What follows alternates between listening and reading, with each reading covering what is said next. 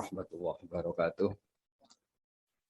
Alhamdulillahirabbil alamin wassalatu wassalamu ala asyrofil mursalin sayyidina Maulana Muhammadin wa ala alihi washabihi ajmain. Amma ba'du. Yang kita hormati bersama, yang sangat saya hormati Profesor Al-Habib Abdul bin Muhammad Baharun selaku Rektor Universitas Al-Ahqaf Yaman. Teman-teman yang di Yaman yang sedang menuntut ilmu yang saya hormati, khusus selaku Suriah PCINU Mas Agus Asro Halim dan Mas Khosi An-Najah selaku Ketua Tanfidiyah. Teman-teman thalabatul ilmi yang ada di Yaman. Biasanya kalau di Indonesia wasatiyah itu disebut atau diterjemahkan atau dialihbahasakan moderasi Islam. Di kamus bahasa Indonesia moderasi itu ditulis sebagai yang berkecenderungan tengah, berkecenderungan tidak ekstrim, baik dalam perilaku maupun faham. Juga dijelaskan moderasi adalah sikap mau mendengar orang lain. Dan alhamdulillah berkahnya teman-teman di Yaman, saya punya kitab Ushulul Wasatiyah, saya baca khatam, dan itu persis seperti keyakinan-keyakinan kita yang punya sanad muttasil sampai manhaj wali songo. Kita punya sekian kasus dalam sikap manhaji. Dulu perempuan itu tidak boleh belajar karena takutnya kalau belajar itu terus bisa nulis, bisa WA-an, terus takutnya bisa pacaran. Tapi lama-lama itu diketahui kalau terlalu lugu malah jadi korban, jadi objek karena mudah diakali, mudah dibully, mudah difitnah.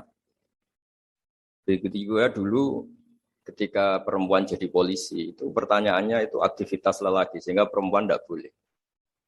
Tapi setelah mendengar beberapa kasus kriminal misalnya pengedaran narkoba itu banyak yang disembunyikan di alat-alat yang khasnya perempuan. Sehingga semenjak dijelaskan polisi kalau itu narkoba disembunyikan di alat perempuan atau alat kelamin, kalau polisinya semua lelaki kayak apa? Sehingga terus mulai tahu pentingnya polisi perempuan. Begitu juga untuk ngecek kasus-kasus pemerkosaan. Itu kalau yang ngecek lelaki kebetulan tidak soleh bisa tidak karu-karuan itu.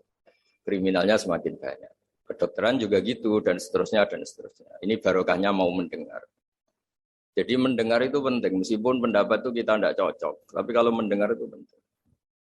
Dan awalu hadad din itu ya diperdengarkan. Dulu Rasulullah SAW pertama jadi nabi itu ya memperdengarkan orang. Beliau at-tahaddi bin nubuwah, memaklumatkan diri kalau sekarang beliau itu nabi. Dan barokahnya memperdengarkan itu ada logika nubuwah yang didengar oleh orang-orang kafir. Kemudian sebagian mereka itu Islam. Karena logika yang terbangun sudah ada, mainstream sudah ada. Misalnya kalau problem banyak, resiko banyak, ya Tuhannya harus banyak. Maka pertama Nabi jadi Nabi itu digugat dengan kalimat aja'alal alihata ilaha wahida inna hadzal syai'un ujab. Masa urusan kita banyak, kemudian Tuhannya satu. Kalau urusan kita banyak, Tuhannya harus banyak. Itu logika mainstream saat itu. Sampai Nabi bikin logika tandingan, yaitu kalau kamu jadi buruh dan majikannya banyak, semuanya minta dilayani, semuanya minta diturutin, Anda yang bingung. Kemudian mereka setuju. Nabi memberi satu pemahaman, Tuhan kamu adalah majikan kamu. Rabbukum sayyidukum. Dan itu kalau banyak, kamu akan bingung karena semuanya punya hak merintah, punya hak negur, terutama punya hak memberi sanksi. Itu yang disebut Dorobawo mathalar rojulan fihi syuraka umutasyakisuna wa rojulan salamal lirojul. Nah logika-logika permanen ini yang disebut kita nggak boleh ekstrim karena semua cerita dulu Nabi itu sah ya. Sah itu meskipun itu nggak pilihan sah. Sah mendoakan umatnya kena azab kayak zaman Nabi Nuh, Nabi Soleh. Kalau mereka nggak nerima ajarannya. Tapi itu pun setelah mimba jima ja'atumul bayinat. Atau sebagian ayat disebut hatta ta'tiyahumul bayinat. Jadi sanksi itu setelah kita memberi penjelasan kebenaran itu terang wilo-wilo, sejelas-jelas mungkin. Logika yang nggak bisa ditolak. Itu baru sah kita mengkutuk, baru sah kita menyalahkan. Sehingga semua nabi itu punya kemampuan fatona, kecerdasan yang orang itu nggak bisa ngilang. Dulu misalnya di fikih, orang Madinah itu abkhosun nas, orang yang paling buruk dalam timbangan, orang yang sering transaksi tidak cash, tidak nakdan. Misalnya beli mangga masih pentil itu sudah dibayari dengan asumsi jadi mangga tua. Itu sudah perilakunya ahlul Madinah zaman itu begitu. Terus Nabi datang, Ara'aita in mana Allahu as-samra fabima astahilu ahadukum ala sahibi. Kamu menjual dengan asumsi itu sudah mangga tua. Kemudian mesti harganya mahal. Bagaimana kalau masih pentil sudah kena musibah, kena angin? Lalu kamu mengambil uang itu atas nama apa? Atas nama mangga tua nyatanya yang didapat pentil. Atas nama pentil masa iya harganya sebanyak itu. Akhirnya ada kesadaran bahwa muamalah seperti itu tidak sehat, tidak benar. Begitu juga logika-logika tentang ada seseorang pemuda yang mau masuk Islam tapi syaratnya dibolehkan zina. Sampai geger karena itu enggak etis. Ketika geger-geger Nabi tanya, ada apa itu? Ada syabun yadkhulu fil Islam tapi yasta'zinu fi zina. Dia tetap izin bisa zina. Kata Nabi, sudah enggak apa-apa suruh sini. Setelah ketemu Nabi mau mengset ya, membuat logika yang luar biasa. Atau hibbuhu li bintik. Kamu suka kalau punya putri kemudian jadi demenannya orang, jadi dizinain orang. Ya enggak. Kamu suka kalau perilaku itu ada di ibu kamu. Hidung-hidung belang menjadikan ibu kamu objek seks ibu itu. Hidung belang itu ya enggak terima. Atau hibbuhu li bintik, atau hibbuhu li ummik, atau hibbuhu li kholatik, li amatik. Nabi itu ngulang berkali-kali. Sampai muda tadi menyimpulkan betapa buruknya zina. Bagaimana kalau korban itu anak saya, ibu saya, bule saya, budi saya, dan seterusnya. Semenjak itu kata beliau, kata pemuda tadi sama masuk Islam tanpa persyaratan boleh zina, dan zina itu abbahasya. Sesuatu yang sangat buruk. Nah ini yang harus dilatih terus oleh sikap-sikap yang nyuwun sewu bisa disebut ekstrim. Karena harusnya logika-logika Islam itu dipahami secara baik. Sehingga beberapa kali larangan-larangan manhiyat juga Allah menyebut innahu kana fahsyata wa makta wa sa'a sabila. Jadi disebut itu buruk sekali. Misalnya pembunuhan, bagaimana kalau itu anak kamu, korbannya keluarga kamu. Sadis juga gitu, bayangkan kalau itu korbannya anak kamu. Sehingga dari baca ini kitabnya Sayyid Abdul Harun, saya alhamdulillah baca dan saya baca mungkin 2 jam khatam karena memang pola itu pola mainstream. Jadi penting membaca kitab dengan mudah dan gamblang itu penting karena itu artinya ada mindset bersama, ada pikiran bersama yang kita terimanya itu sudah sa'ighal lisyaribin, nyaman. Jadi kalau saya baca kitab itu ukurannya gampang. Kalau saya baca kok nyaman gampang berarti ya sepikiran karena ya memang mindset yang sama. Dan ciri utama kebenaran itu harus dicatat sa'ighal lisyaribin. Jadi kebenaran itu harus mudah dicerna. Caranya gimana ya? Tadi saya ulang lagi, kita harus mau mendengar. Jadi beberapa pemahaman yang keliru dulu misalnya tidak ada penyakit menular. Kemudian ada orang Arabi yang mencoba onta yang waras dijejerkan yang kudisen. Yang ternyata yang waras jadi kudisen. Sehingga mereka protes, ya Rasulullah kata engkau la adwa walatiyarota. Tidak ada penyakit menular. Ini onta sembuh, onta sehat. Kena onta gudikan ternyata ikut gudikan. Lalu sama Nabi dibenarkan, paman adal awala. Lalu yang nulari yang pertama siapa? Itu asli ya Rasulullah dari Allah. Nah, ternyata pemahaman tadi dikira penyakit nggak boleh menular, itu dicoba yang sakit dijajarkan yang sehat, tapi Nabi membenarkan maksud saya awal penyakit itu dari siapa? Tentu dari kehendak Allah Subhanahu wa taala. Nah, di sini ya, akhirnya ada logika bersama bahwa untuk menghadapi sesuatu itu pentingnya mendengar. Kemudian yang terakhir dan saya mohon nanti diskusinya tentang kitab ini al-hulu wa takfir. Di mana-mana itu yang namanya nabi itu ya orang kafir dijadikan sebagai muslim. Orang baik juga gitu. Di mana-mana orang baik minyak yang fasik jadi soleh. Yang soleh bodoh menjadi soleh pinter. Yang setengah pinter menjadi pinter banget. Syukur-syukur jadi wali. Nah logika-logika itu harus permanen. Di mana-mana ya inginnya kita itu ya yang enggak baik jadikan baik. Ini bukan kebalik, yang sudah baik dikafirkan. Yang sudah anggota dikeluarkan. Itu aja secara organisasi masalah kan. Jadi takfir itu sebenarnya tidak usah dalil sudah jelas masa yang sudah masuk dikeluarin. Yang di luar saja difasilitasi kulil ladzina kafaru iyantahu yufar lahum ma qad salah. Kalau kamu mau masuk Islam, fasilitasnya itu yufar lahum ma qad salah. Masalah-masalah kamu, dosa-dosa kamu akan diampuni.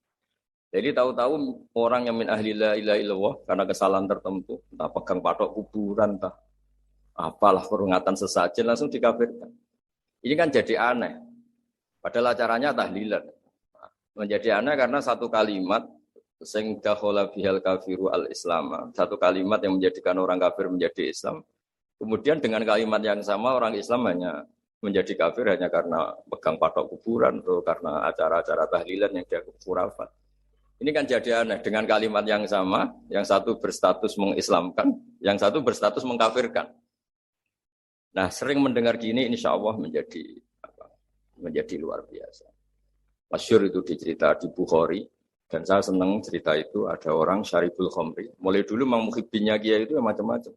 Dia itu syaribul khamri, tapi kalau nggak di masjid nggak senang. Dia sukanya di dekat-dekat masjid karena dia nggak mau jauh dari tempat orang soleh. Sehingga ketika dikhat oleh Nabi karena keseringan minum sampai wakana yulaqabu himaron di Bukhari disebut orang itu panggilannya himar. Tapi ketika sahabat mulai melaknati dia, kata Nabi la tal'anu fa innahu yuhibbullaha wa rasulah. Kamu jangan melaknati pemuda itu, bagaimanapun dia senang Allah dan Rasul. Itu di bab tobat, di beberapa bab di kitab Ihya dijelaskan, sama masih ingat kalimatnya. Falam yukhrijhu bil ma'siyah anil mahabbah. Nabi tidak mengeluarkan orang itu dengan salahnya dia syurbul khamri, tidak dikeluarkan dari status mahabbah. Falam yukhrijhu bil ma'siyah anil mahabbah. Karena ya maksiat itu desainan hawa nafsu dan itu biasanya zallah. Zallah itu tidak status. Tapi kalau mahabbahnya seorang mukmin pada Rasulullah itu status. Dia tahu Rasulullah itu orang benar, maka dia ingin mahabbah. Ya, karena dia punya nafsu, terus ada zallah. Jadi harus dibedakan mana status, mana zallah. Kita orang Indonesia ya loyal sama Indonesia. Kita KTP Indonesia, kartu anggota keluarga ya Indonesia. Tapi jangan juga kalau zallah langsung tidak menjadi warga Indonesia. Kalau ada sanksi ya sanksi aja, tapi jangan sanksi tidak berstatus Indonesia. Sama mukmin juga gitu. Kalau salah ya salah saja. Tapi jangan terus berstatus tidak mukmin dan seterusnya. Nah, saya mohon logika-logika ini permanen. Kemudian kita punya hujah riwayah, punya hujah sanad yang ditulis Habib Abdul Bahri. Karena barokahnya hujah itu kita bisa menjelaskan kepada umat gampangnya berislam, gampangnya jadi orang baik. Kita berkali-kali cerita jadi orang baik itu gampang. Apalagi kita ini alhamdulillah senang makan, senang tidur, senang guyon. Ya kalau kita jadi orang baik itu kan gampang. Artinya gampang gimana? Ketika semalaman kita guyon, anggap saja itu tarkul ma'asi. Ya barokahnya guyon sama teman-teman, bakas terong bakar, bakas makan-makan. Akhirnya malam itu tidak dugem, tidak maksiat. Barokahnya tidur semalaman, ya barokahnya tarkul ma'asi kuliah. Sudah gitu. Ya kalau kamu jadi Islam ekstrim kan, santri kok tidur semalaman, kapan belajarnya? Harusnya tertanya dibalik. Alhamdulillah tidur semalaman. Kapan kamu bisa maksiat kalau tidur terus ya? Baru kan tidur terus, nggak ada waktu maksiat. Jadi kaidah-kaidah yang kita pelajari zaman ngaji itu, bahwa yang dikatakan taat itu apa? Imtitsalul awamir wa ijtinabun nawahi, ya sudah. Barokahnya tidur itu ijtinabun nawahi, nawahi kuliah bahkan karena tidur tadi. Nah barokahnya cara pandang yang mudah, sederhana. Itsmamin mubakhin illa wa yatahaqqaqu bihi tarku haramimma. Fa'il zamu minas sukun tarkul qatli wa minas sukut tarkul qadaf. Itu ada di kitab Lubul Usul. Orang itu kalau melakukan mubah, pasti saat melakukan mubah itu ada tarkul haram. Tarku haram mimma, akan meninggalkan haram apa saja. Makanya perilaku kiai-kiai ya gejol-gejolkan, santri ya gejol-gejolkan. Itu bukan nilai gejol-gejolkannya, tapi istildat bil mubahat, nyaman dengan hal-hal yang dibolehkan Allah. Dan konsekuensi dari itu saat itu juga pasti tarkul ma'asi. Nah berkahnya berpikir seperti ini jadi enak. Nabi juga sering ketemu anak-anak tanya, ya Umar, mafalan tuher, kabar burung kamu gimana? Hal-hal seperti itu bercengkrama tapi menjadi suasana itu nyaman. Tapi ketika ditanya, ayu islami khairun ya Rasulullah, itamu ta'am. Islam itu soal mangan-mangan, asik gitu ya sudah. Islam itu tabassum, Islam itu talqatu wajhin, ceria. Jadi dengan tahu kalau itu semuanya adalah tuntunan Islam. Kan termasuk wafi putih hatikum sodako Islam itu ya kumpul sama istri. Ya sudah itu kan hal-hal keseharian yang dibutuhkan manusia dan oleh Islam dilegalkan, didukung dan saat yang bersamaan dijamin ada ridha Allah karena di situ ada tarkul ma'asi, ada tarkul munkar. Halo. Ya, saya kira demikian mungkin antum alamu tentang naskah-naskah beliau. Saya hanya tahu ya, hanya memberi dasar bahwa ini sudah benar naskah-naskah ini saya belajar khatam alhamdulillah. Dan saya tidak ada yang janggal sama sekali karena tadi ciri utama kebenaran itu labanan khalisan sa'iqal syarif. Assalamualaikum warahmatullahi wabarakatuh.